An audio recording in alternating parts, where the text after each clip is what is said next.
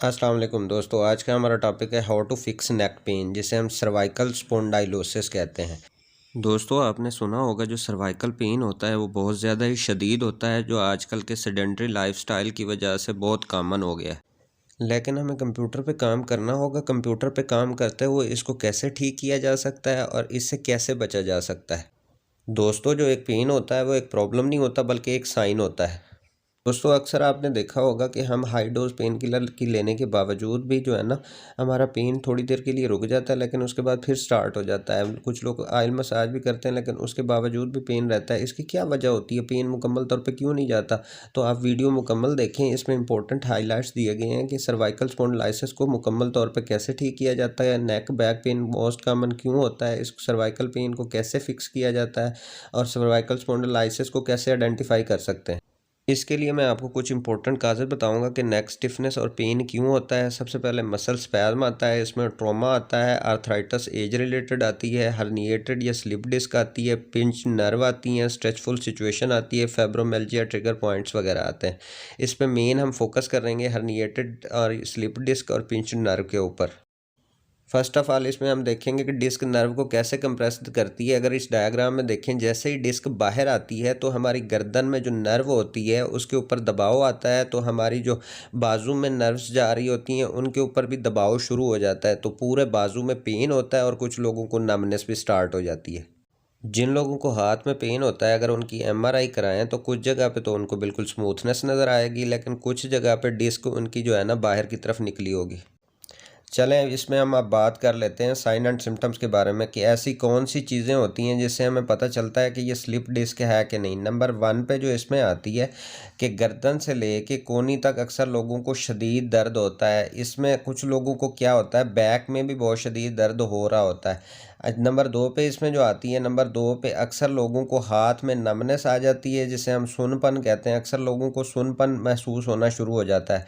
अगर ये दर्द शदीद हो जाए तो नंबर 3 पे अक्सर लोगों को चक्कर भी आते हैं, इसे पोस्चरल वर्टिगो कहा जाता है। जब आप उठेंगे बैठेंगे तो उसमें अक्सर लोगों को चक्कर आते हैं। नंबर 4 पे आती है नेक स्टिफनेस, अक्सर लोगों को गर्दन के अंदर खिंचाव रहता है। अब इसमें हम देखते हैं कि हर तरह का पेन सर्वाइकल स्पॉन्डिलाइसिस नहीं होता। अक्सर लोगों को मायोफेशियल पेन सिंड्रोम होता है। इसमें क्या होता है, अक्सर लोगों को पीछे जो है ना ट्रिगर पॉइंट्स बन जाते हैं। ट्रिगर पॉइंट्स की वजह से पूरे बाजू में जो है ना पेन आ रहा होता है।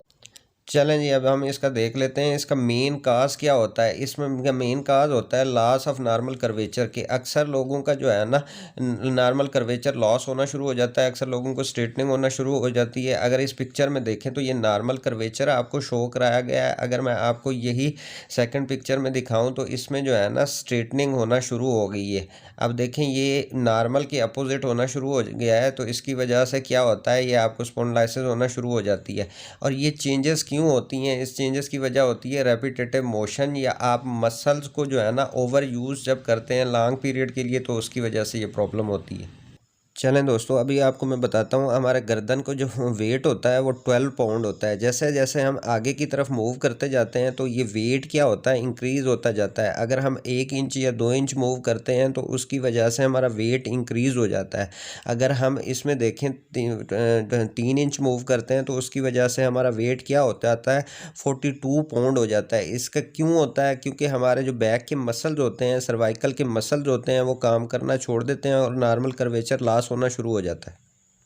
चलें दोस्तों, अभी आपको मैं बताता हूँ कि फिजियोथेरेपी ट्रीटमेंट में हमने क्या करना है, कि हमने फॉरवर्ड हेड पोस्चर को कैसे फिक्स करना है। इसके लिए ज़रूरी है कि आपकी जो सिटिंग पोजीशन है वो नॉर्मल होनी चाहिए, प्रॉपर होनी चाहिए। इस पिक्चर में अगर देखें तो ये एक नॉर्मल सिटिंग पोस्चर आपको शो कराया गया है। अगर इसमें देखें तो ये एबनॉर्मल पोस्चर है, इसमें आपका हेड जो है ना वो फॉरवर्ड है।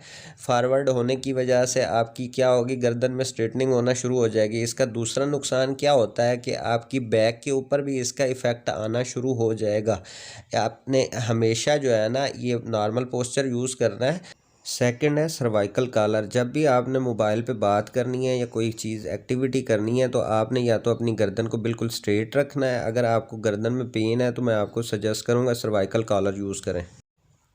नंबर थर्ड पे जो मोस्ट इम्पोर्टेंट चीज़ आती है, यूज़ ऑफ सर्वाइकल पिल्लो। अक्सर लोग क्या करते हैं, बड़ा पिल्लो ले लेते हैं, जिसकी वजह से हमारा क्या होता है, जो एंगल बनता है वो तकरीबन 45 डिग्री का बनता है, जो बिल्कुल भी रॉन्ग है, जिसकी वजह से आपकी गर्दन के मोरे ख़राब होना शुरू हो जाते हैं। या तो आप इस तरह का पिल्लो यूज़ कर सकते हैं जिसमें आपकी कर्व जो है नॉर्मल रहे, इसके ऊपर कोई इफ़ेक्ट ना आए, ताकि आप जो है ना अपनी कर्व को मेंटेन कर सकें। नंबर फोर पे जो चीज़ आती है उसे कहते हैं हम चिन टक एक्सरसाइज। चिन टक में आपने क्या करना है, ये डायग्राम में अगर आप देखें तो अपने हाथ से जो अपनी चिन है उसको पीछे की तरफ धकेलना है। तो इससे क्या होगा, अगर आप दूसरी डायग्राम में देखें तो आपका ये पोस्चर जो है ना ठीक होना शुरू हो जाएगा ये एक्सरसाइज करने से। चलें अब इसमें हम बात कर लेते हैं डोंट्स के बारे में कि आपको कौन सी चीज़ें जो है ना वो नहीं करनी अगर आपको स्वेयर प्रॉब्लम है। अक्सर लोग क्या समझते हैं कि गर्दन को घुमाने से क्या होती है, उनकी गर्दन की एक्सरसाइज होती है, लेकिन ये बहुत ही रॉन्ग होता है, ये गलत पोजीशन होती है। या दूसरा, अक्सर लोग क्या करते हैं कि बताया जाता है कि गर्दन का जो है ना हाथों से रोक के आगे की तरफ ज़ोर लगाया जाए या पीछे की तरफ ज़ोर लगाया जाए। इसमें क्या होता है, अक्सर लोगों को ना तो फोर्स का पता होता है ना एंगल का पता होता है, जिसकी वजह से उनका पेन क्या होता है और ज़्यादा इंक्रीज़ हो जाता है। चले हम इसमें डिस्कस कर लेते हैं अब एक्टिव एक्सरसाइजेस के बारे में कि कौन कौन सी एक्टिव एक्सरसाइज हम घर पे कर सकते हैं। उसमें नेक एसोमेट्रिक एक्सरसाइज आती है। इसमें आपने एक हाथ से प्रेशर लगाना है, गर्दन से एंटी प्रेशर आपने अप्लाई करना है, गर्दन को पीछे की तरफ धकेलना है, हाथ से आपने रोक के रखना है। तीन चीज़ों का आपने इसमें ख्याल रखना है, फोर्स, एंगल और आपने डायरेक्शन का ख्याल रखना है। ये चीज़ें जो है ना किसी भी फिजियोथेरापिस्ट ने आपको नहीं बताई होंगी। इसमें जो है ना फोर्स आपने कितनी रखनी है, एंगल कितना रखना है और डायरेक्शन क्या रखनी है, तो ये सारी चीज़ें मैं आपको बताने लगा हूँ। एंगुलर एसोमेट्रिक एक्सरसाइज इसको कहा जाता है।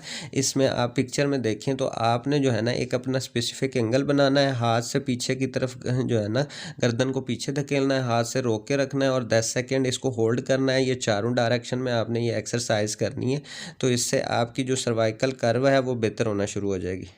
थर्ड इसमें आती है जेंटल स्ट्रेचिंग एक्सरसाइज। जैसा कि आपको पिक्चर में दिखाया गया है, आपने गर्दन को इसी डायरेक्शन में जो है ना आपने अपोजिट हैंड से जो है ना खींचना है, 10 सेकेंड होल्ड करके रखना है। नेक्स्ट इसमें जो आती है उसे कहते हैं पैसिव टेक्निकल एक्सरसाइजेज। अगर आपको बहुत ज़्यादा शदीद पेन है, किसी चीज़ से नहीं जा रहा, तो आपको करीबी फिजियो सेंटर में जाना चाहिए। अगर आपको इलेक्ट्रोथेरेपी की ज़रूरत है या कोई एक्सरसाइजेज की ज़रूरत है तो वो आपको वहाँ पर कराएँगे। कोई डिकम्प्रेशन की ज़रूरत पड़ेगी तो वहाँ पर वो कराई जाएगी। उसके अलावा आपको टेपिंग की ज़रूरत पड़ सकती है तो वो भी वहाँ पे आपको करेंगे। उसके अलावा मोबिलाइजेशन टेक्निक्स होती हैं वो अप्लाई की जाती हैं, जिससे आपका पेन इंशाल्लाह बेहतर हो जाएगा। नेक्स्ट जो आती है उसे कहते हैं हम न्यूरोडायनेमिक एक्सरसाइज। अक्सर लोगों को जो है ना हाथ में सुनपन आता है या बाजू में जो पेन आ रहा होता है, उसके लिए ये एक्सरसाइज की जाती हैं। इसके लिए फर्स्ट टाइप जो होती है उसमें आपने क्या करना है, जैसे पिक्चर में दिखाया हुआ है, ये आपके हाथ की जो हथेली है इसको दीवार के साथ आपने प्रेस करना है और एहतियात से ये एक्सरसाइज आपने करनी है। और दूसरे नंबर पे इसमें जो सेकंड जो एक्सरसाइज आती है, इसमें आपने कलाई को अपने अंदर की तरफ मोड़ना है और एक पिक्चर में जैसे दिखाया गया है ऐसे एक्सरसाइज आपने करनी है।